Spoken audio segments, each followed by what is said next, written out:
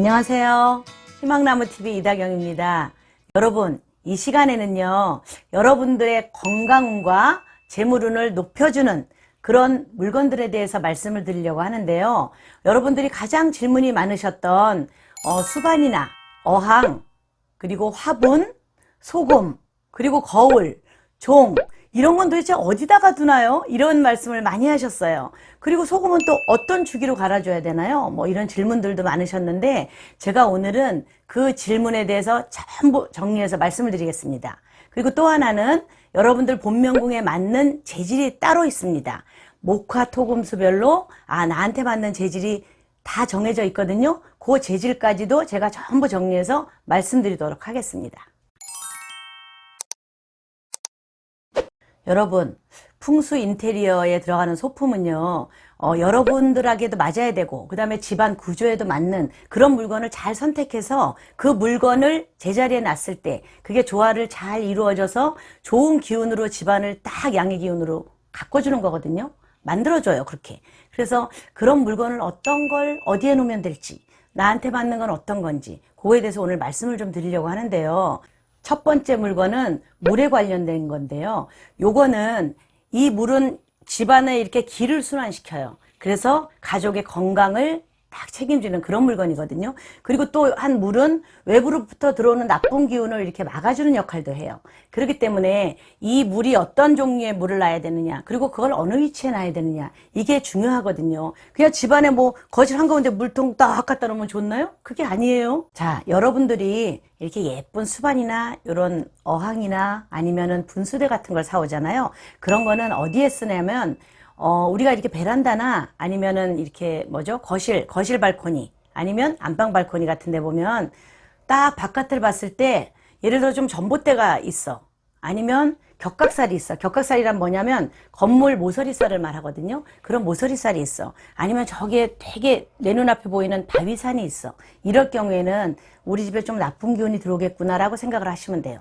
그럴 때는 거기에다가 딱 놓으시는 거예요. 그 물기운이 그 나쁜 기운을 이렇게 막아주고 좋은 기운만 딱 들어오게 하는 그런 역할을 합니다. 두 번째는 노란색이에요. 여러분, 노란색 그러면 물감으로 칠하나요? 그게 아니고요. 자, 노란색 이렇게 국화 화분 그런 거 있죠. 아니면 노란색 해바라기가 그려진 액자, 이런 노란색이 다 노란 소품인데요. 거기에는 생화도 들어가요. 뭐냐면 노란 후리지아 꽃이나 이런 생화도 다 들어가는데, 여러분 그런 거는 어디다 놓냐면 현관 입구나 아니면 거실에서도 내 거실의 서쪽에다 놓으시는 거예요. 그러면은 그건 재물운을 좀 높여주는 그런 역할을 합니다. 여러분, 노란색 꽃이나 화분, 해바라기 액자 이런 걸 이용하셔서요, 거실의 서쪽에 딱 놓으시고 재물운을 높이시기 바랍니다.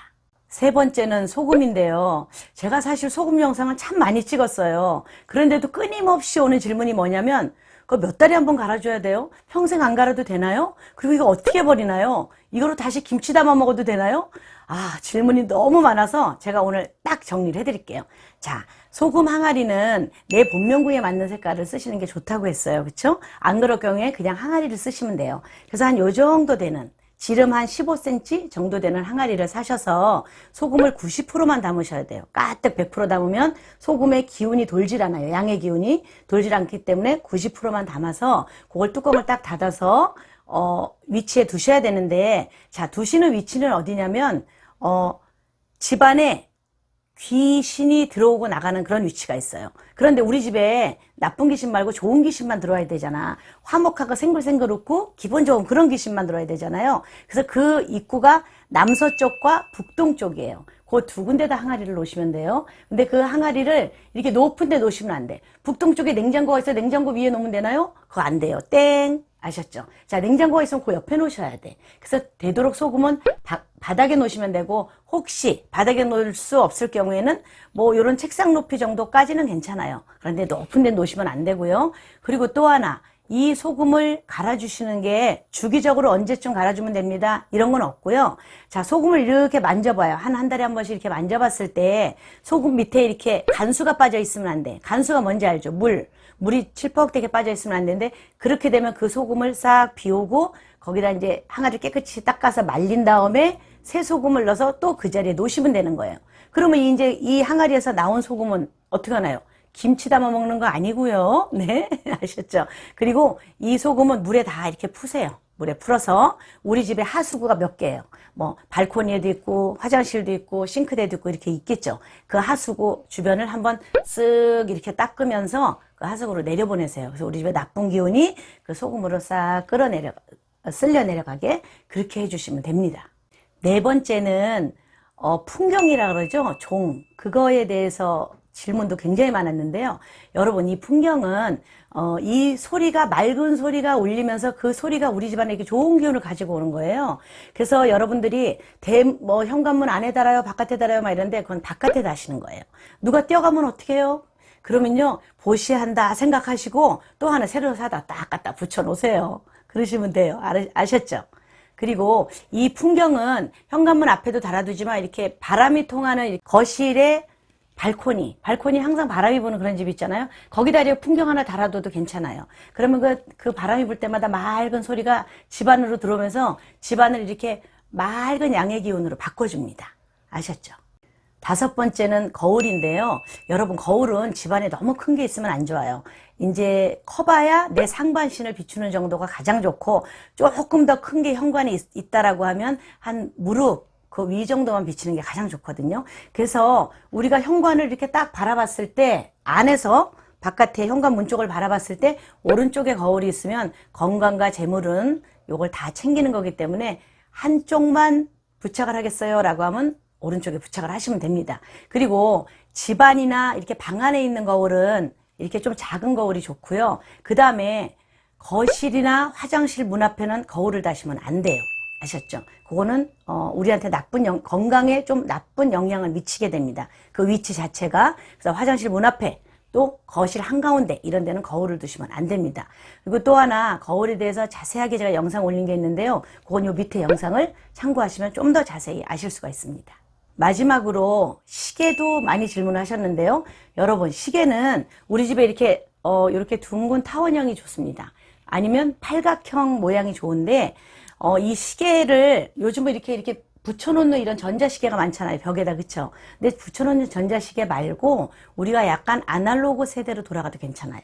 그래서 째깍째깍 소리가 나는 그 시계의 소리로 인해서 우리 집안을 음의 기운을 좀 이렇게 양의 기운으로 깨워주는 그런 역할도 하거든요, 시계가. 그래서 그런 둥글거나 팔각형의 약간 아날로그 딱딱딱 초시계 분초가 돌아가면서 소리가 나는 그런 시계를 거실에 하나 정도 걸어두시고, 또 하나는 주방에 걸어두시는데 걸어두시는 위치가 중요해요. 얘는 동쪽에 걸어두셔야 돼. 주방에도 동쪽, 거실에도 동쪽 이렇게 걸어주시면 좋습니다. 여기에서 동쪽은요, 거실은 거실의 중앙에서 딱 나침판을 쟀을 때 동쪽, 주방은 주방의 안에 가서 주방 가운데서 나침판을 쟀을 때 동쪽. 자, 지금부터는 각자의 본명궁에 맞는 목화토금수 기운에 맞는 그런 재질이 어떤 게 있는지 말씀을 드릴 건데요. 여러분, 간단하게 또 본명궁 얘기를 해야 되겠죠, 그죠? 자, 우리가 태어나면서 갖는 숙명, 바꿀 수 없는 그런 숙명의 사주팔자가 있다면 우리가 바꿀 수 있는 개운법이 있어요. 그게 바로 후천수 본명궁이에요. 그래서 후천수 본명궁으로 내가 나이에 맞춰서 살아가면 좋은 기운으로 내 인생을 개운할 수가 있습니다. 본명궁, 후천수, 목의 기운이신 분은 나무 재질이 제일 좋습니다. 그래서 우리가 소품을 살 때 뭐 코끼리를 산다, 부엉이를 산다 이런 여러 가지 소품을 사잖아요. 그러면 나무 재질로 된 소품이 가장 좋고요. 혹시 도자기가 너무 예뻐요, 옥이 너무 예뻐요 이러면 옥 같은 경우는 푸른색을 사셔야 돼. 자, 푸른색이나 아니면 그린색 있죠, 풀색, 그런 재질로 된 소품을 사시면 아주 좋습니다. 그리고 화의 기운이신 분은요, 여러분, 이런 분은 우리 집에 조명이 나한테 또 하나의 소품이 될 수 있습니다. 그래서 조명 같은 거 잘 해놓으시고요. 그리고 유리 재질, 그리고 옥으로 된 소품을 산다 그러면 푸른색이 좋아요. 푸른색, 빨간색이 나한테 맞는 재질입니다. 자, 토의 기운이신 분은요, 제일 좋은 게 항아리예요. 도자기 아시죠? 흙으로 만든 거, 흙으로 구운 거, 이런 도자기 종류가 가장 좋습니다.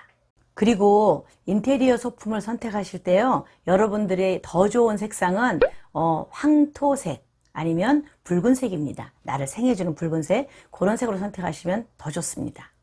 금의 기운이신 분은요, 금속 재질이 아주 좋습니다. 이렇게 쇠로 만든 그런 재질이 좋고요. 그 다음에 조금 더 좋은 색상을 찾으신다면 황금색 계열이 아주 좋습니다. 마지막으로 수의 기운이신 분, 이분은 물에 관련된 그런 재질이 좋거든요. 자, 여러분, 물에 관련된 재질이 어떤 거냐면 옥이 있습니다. 옥으로 만든 소품을 선택하시고요. 그리고 조금 더 나한테 도움이 되는 색상은 흰색이나 검정색입니다. 그 색을 선택하시면 훨씬 더 좋은 기운을 가지고 사실 수 있습니다. 이번 영상은 여러분들이 가장 많은 질문을 주신 걸 전부 종합해서 제가 답변을 드린 거거든요.